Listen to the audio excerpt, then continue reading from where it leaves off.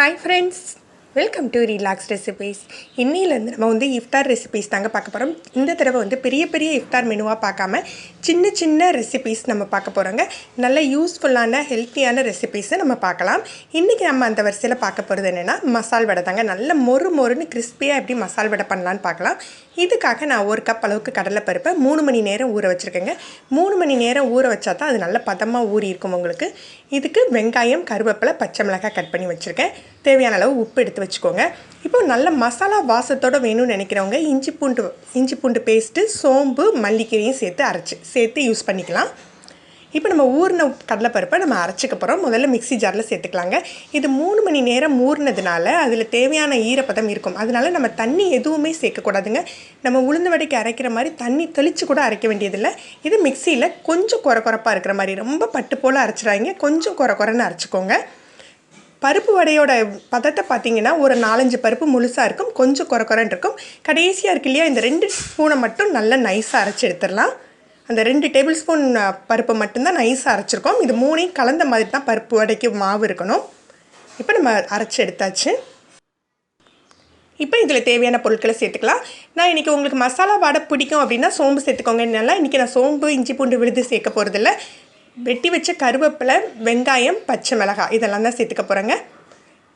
நல்ல மசாலா வாசம் தூக்கலாக இருக்கணும்னு நினைக்கிறவங்க கொஞ்சம் சோம்பு சேர்த்துக்கலாம். சோம்பை தட்டி கூட போட்டுக்கலாம். இஞ்சி பூண்டு விழுது, மல்லிக்கீரையெல்லாம் சேர்த்துக்கோங்க. எந்த அளவுக்கு நம்ம வெங்காயம் அதிகமாக சேர்க்குறோமோ அந்த அளவுக்கு வடை நல்ல மொறுன்னு இருக்குங்க. இதெல்லாம் நல்ல கையால் அழுத்தி பிசைஞ்சு விட்டுருங்க. எதுக்காக அழுத்தி பிசையணும்னா வெங்காயம் நல்லா உதிர்ந்து எல்லா இடத்துலையும் மிக்ஸ் ஆகணும்.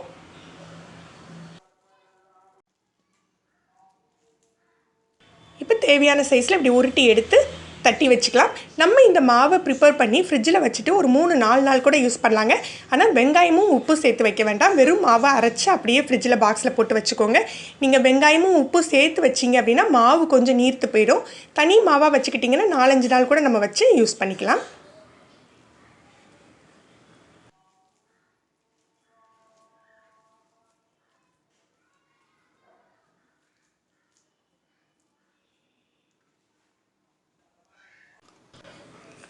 எண்ணெய் நல்ல சூடானாக்கில் மீடியம் ஃப்ளேமில் வச்சுட்டு நம்ம வடையை சேர்த்து போச்சிடலாம்.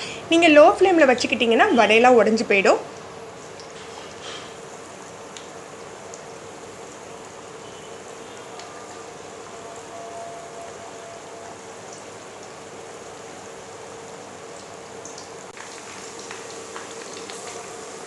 ஒரு பக்கம் நல்ல மொறுன்னு பொரிஞ்சாக்கில் இன்னொரு பக்கம் திருப்பி போடலாங்க. 2 பக்கமும் நல்ல செவக்க பொரிஞ்ச பிறகு தான் நம்ம எடுக்கணும்.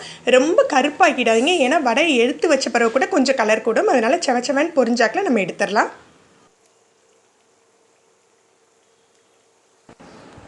இந்த மொறு வடை செய்கிறதுக்கு நம்ம பார்க்க வேண்டிய 2 ஸ்டெப்ஸ் என்னென்னா, அந்த மாவு அரைக்கிற பதமும் அந்த வெங்காயத்தை அழுத்தி செய்கிறதுனாங்க. இது 2ஐயும் நம்ம பர்ஃபெக்டாக பண்ணிவிட்டு அந்த வடை ரொம்பவே கிறிஸ்பியாக வரும். இஃப்தார் சமயத்தில் கஞ்சிக்கு இந்த வடை ரொம்பவே சூப்பராக இருக்குங்க. நீங்கள் ட்ரை பண்ணி பாருங்கள், கமெண்ட் பண்ணுங்கள். இந்த வீடியோவை மறக்காமல் லைக் அண்ட் ஷேர் பண்ணுங்கள். இது வரைக்கும் நம்ம சேனலை சப்ஸ்கிரைப் பண்ணாதவங்க சப்ஸ்கிரைப் பண்ணி கீழே உள்ள பெல் பட்டனை ப்ரெஸ் பண்ணுங்கள். அப்போ தான் நம்ம சேனலில் போடுற புது வீடியோக்களோட நோட்டிஃபிகேஷன் உங்களுக்கு இமீடியட்டாக கிடைக்கும். தேங்க்யூ.